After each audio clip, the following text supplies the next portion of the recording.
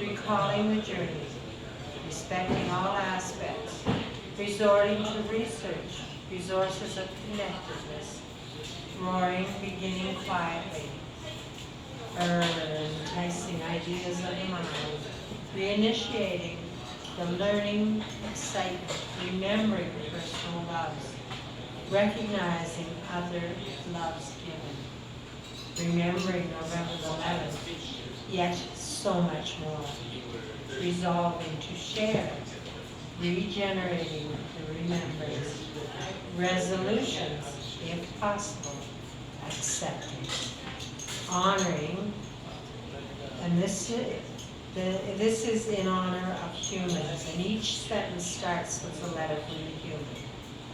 Honoring my special memory, you, Uncle Melvin Porters, my thoughtful applesauce lover who survived the war, always remembering, never ever forgotten. We are all human beings, and we all live in humanities. Thank you.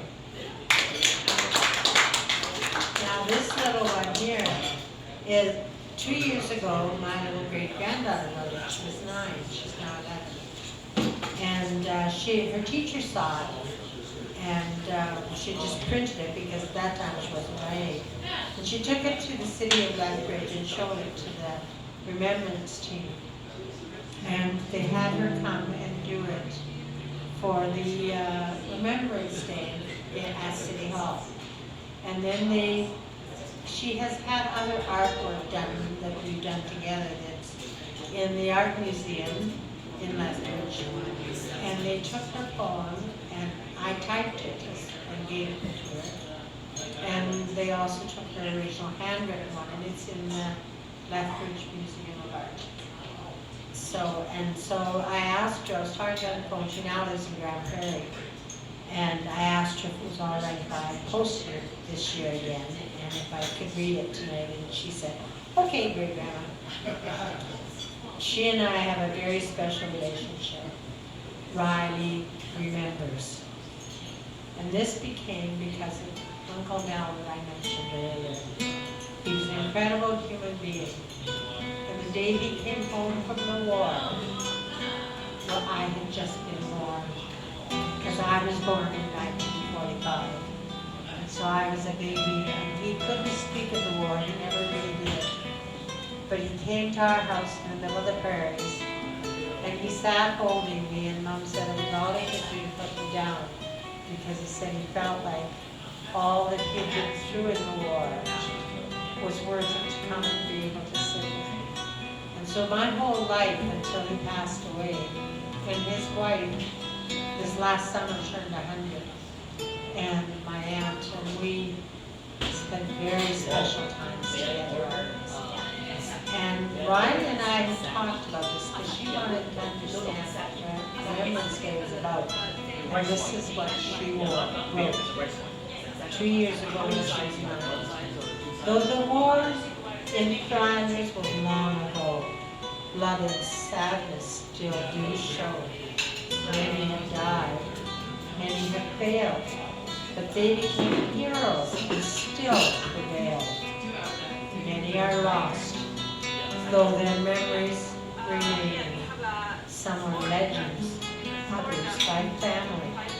Most though remain for eternity. It's important to remember on a day named Remembrance, on November the 11th, the day we celebrate its full significance. So when you need help, remember this way. November 11th, 11th hour, 11th day. Forever lest we forget.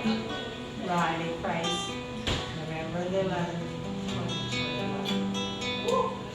Thank you. So, yeah, it's, I've been very fortunate to have her. When I had my open heart surgery, I just was coming out of it, she was barely walking. She climbed up on the table in front of me and sat at the bottom of the table. She put one hand on each of my cheeks and she said, "Are really like you. And I think that's the best I love you I've ever had in my life. And we've been so close ever since she was born. So, and you should see some of her pictures she does. And she's totally bilingual. Okay, so, I don't know what I want to do. I'm going to do this one that's music, for music, and it's one that I do. High energy music haven. I walk into my place of repose early before it begins. I love to see the quiet energy as it mellows, settling. I love how the unseen energy starts to grow, very discreetly building, gently, enticingly, starting to slip into a cloud of joy. I watch it growing, expanding into the room, beyond, higher as lives creep, filling the space, into our bodies, into our souls, joining each speck of light. It lifts the sounds, they begin to fill the room, increasing our senses, touching deeply our being. The humanities start to show through. From each soul, as it is meant to be, bringing forth the love that is truly there to show. How my right hand reaches and helps build my life, as well as for others, is a necessity of living. The energy vibration is created as the connecting universal language for all energy beings that grow and live on this planet. The vibration is not only wanted, it's needed to sustain life from the deepest natural jungle to the heaviest human conglomerate. Every musical note of this energy is valued. Thank you.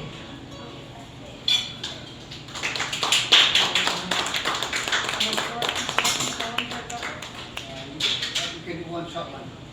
One short one, okay, I can't do that one. That's that one too long? Just go for it. Go The for shit, it. the shit one. The shit happens. I do the shit one, but that's the last one. This one is a little more optimistic. It's called Optimisms. As I've said so many times, I believe I am an eternal optimist. I have tried my whole life in positivities, moving from sorrow to joy. My chapters in my life's journey are exceptional, unique, yet common. Yet they are too weird, very synchronistic. They also could never have been planned, never to be predestined, yet universally were created. They have led me to amazing destinies. My life's tales, stories, and poems are my reflections. Each trial, each lesson, each human vibration have been led forward by tricky optimisms of faith, along with an innate sense of intuitive common sense. Thus, my incredible life adventures of survival. Therefore, the time has come for me, adding some more of my weird life tales in the future. I hope never to bore you, just enlighten you so you can appreciate the weirdness in your life too. We all sometimes shake our heads in wonder at life events, trying to figure out what the heck. Then beginning a new curve of direction, often in ways we would never have considered, leading us into new dimensions of life we had not planned, yet they are exactly what we needed. And good luck for the future endeavor. And I just finished my 1,000th poem story. So, do you want me to do This Shit Happens or not? That was your 1,000th poem? No, I have done it. I did 1,000th one the other day. Oh. I don't know if you'll ever hear that. I don't always, I have a lot of poems. Shit happens. And this one I did in the mid-1990s, and it's, people don't understand it, they relate it to their lives, but it actually was when the hospitals closed and when they blew up the general. And I was working in healthcare, I worked for 30 years in healthcare as a trauma coordinator. Shit happens. One lousy day as I walk down the hall, I think, who said we're here for a ball? But then I complain, there's a difference between a wild nightmare and a very bad dream. Shit happens. To stop a primeval scream, I say, time for meditation. Well, maybe medications again today. I do the deep breathing, but oh heck, I keep seeing myself bringing somebody's neck. Shit happens. I give a shake to my head and calmly smile instead, knowing not all people are asses. And I say to myself, all time passes. Shit happens. 6 months, I keep saying, we'll make it, I keep praying. I open my eyes and stifle a scream. Those months have gone by, it was only a dream. Shit happens. Again, I slowly walk down that long hall. Only this time I slowly start to bawl. I sneak into a vacant space, hoping no one can see my face. Shit happens.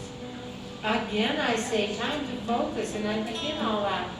Focus, focus. I breathe real deep and try to be calm, and I can only ask, how big is a lung? Shit happens. One of these real crappy days, when everything is late and I'm in disarray, I say to a pal, it's an SH day. To which he replies, not a chance, no way, mega shit happens. I'm climbing over my brow, and I say, dear Lord, tell me how I can help to get past this disaster and make these changes go faster. From way up above, he sends us his love. It happens. Thank you.